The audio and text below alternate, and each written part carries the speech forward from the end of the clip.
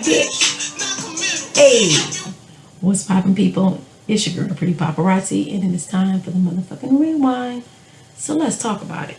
Now, this particular rewind is going to be dedicated to my favorite sport, which is the NFL. Football is back, bitches, and I am ready. My daughter hates this time of the year because I'm yelling and screaming, but she'll get over it. Listen, week one came with a whole lot of great football and a lot of drama. But before we get to the drama, i.e. Antonio Brown, Oakland Raiders, and the New England Patriots, we're going to talk about some scores. All right, we're going to start off with the Tennessee Titans and the Cleveland Browns. Now, it's funny, the other night I was out having drinks with some friends that were here from Houston, and they asked me about the Cleveland Browns. Oh, you know, what you think they're going to do? I think this day year they got Odell, blah, blah, blah, blah. I said, man, they're the Cleveland Browns. And then that's the end of that. So let's get to the score. Tennessee Titans 43, Cleveland Browns 13. So let's talk about the stats. Now, let's see. The Tennessee Titans had 216 passing yards. Cleveland Browns won that with 244. Tennessee Titans had 123 rushing yards. Cleveland Browns had 102. Yards per play, Tennessee Titans 6.1, Cleveland Browns 5.5. Now the red zone is where things are a big difference. The red zone, the Tennessee Titans was 3-4. The Cleveland Browns was 2-2.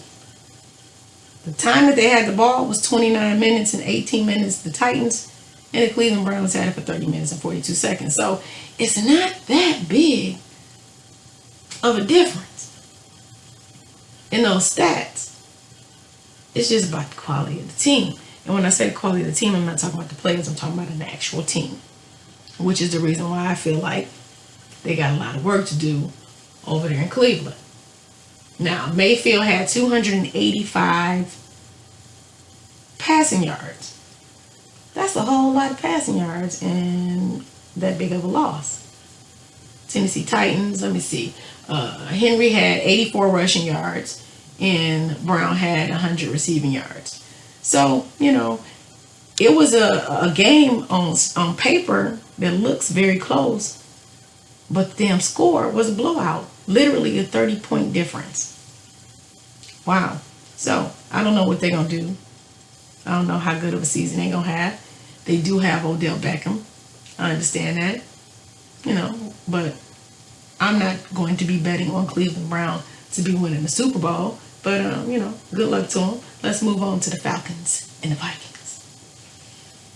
This was a good game.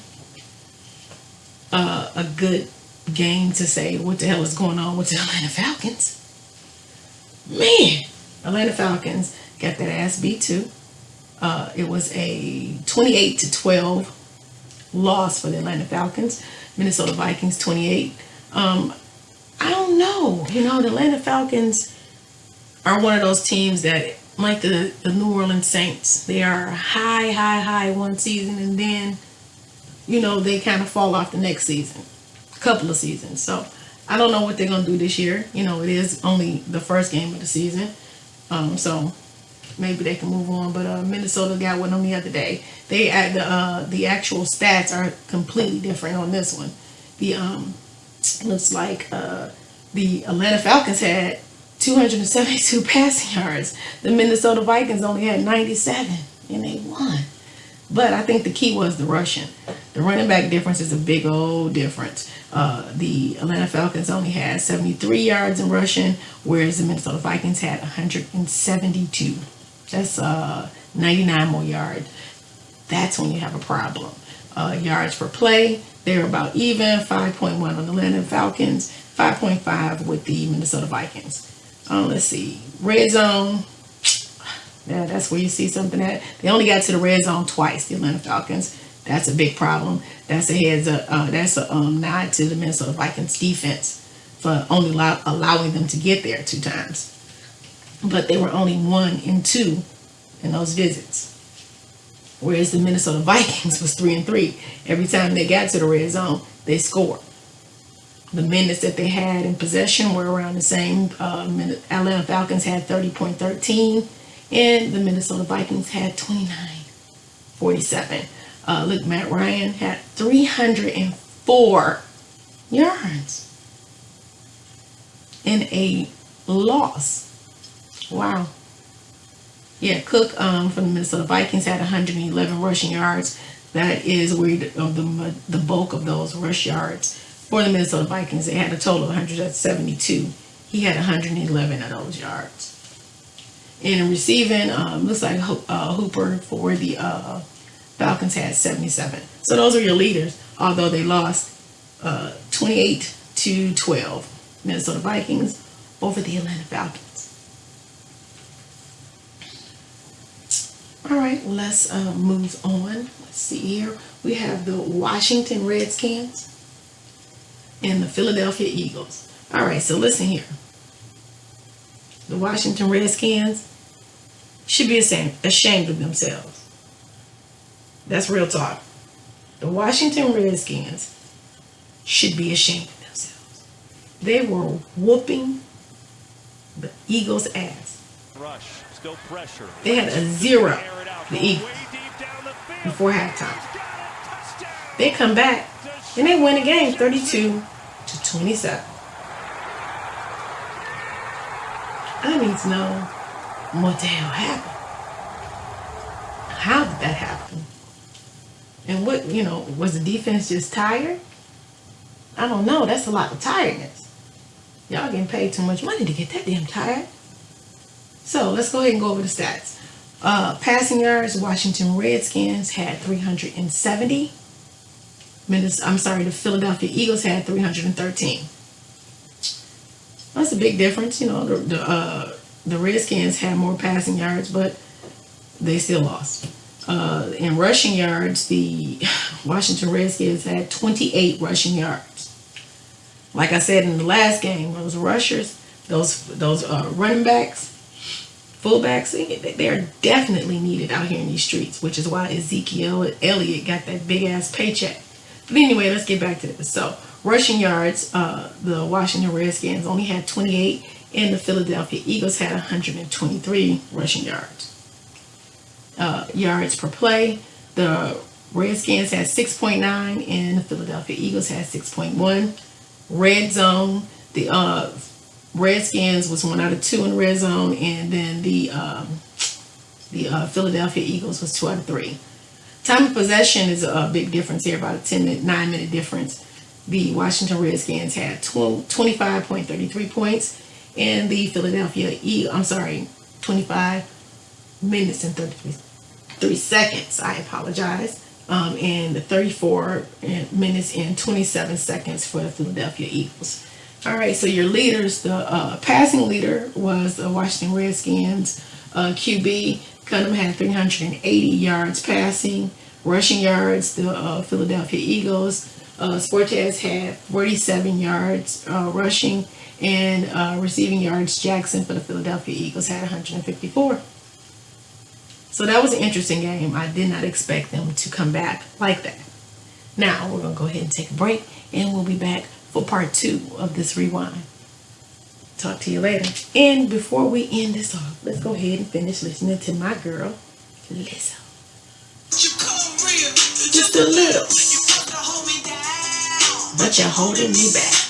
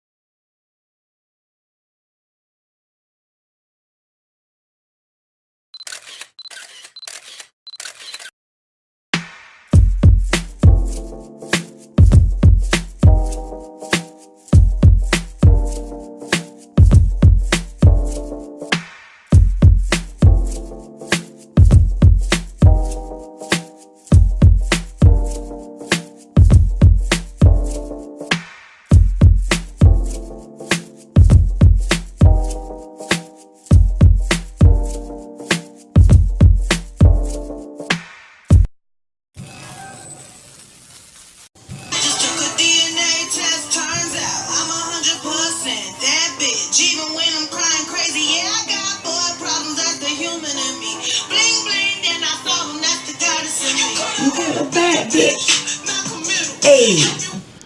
All right, so let's go ahead and keep it moving, and let's talk about the Baltimore Ravens and the Miami Dolphins. When I say the Baltimore Ravens literally brutally beat the crap out of the Miami Dolphins, that is a fact. Baltimore Ravens 59, Miami Dolphins 10. Listen, I thought this was going to be the worst blowout of the day, but I got another one I'm going to tell you about later on, which is a little personal to me because it kind of broke my heart.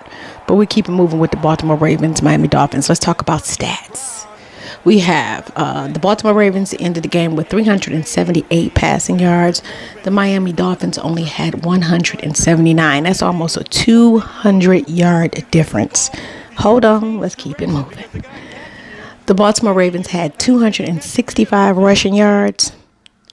The Miami Dolphins had 21. 21.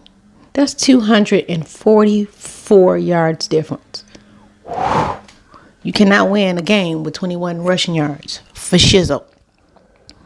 Yards per play, the Baltimore Ravens made about 8.8 yards per play, and the Miami Dolphins have 4.3.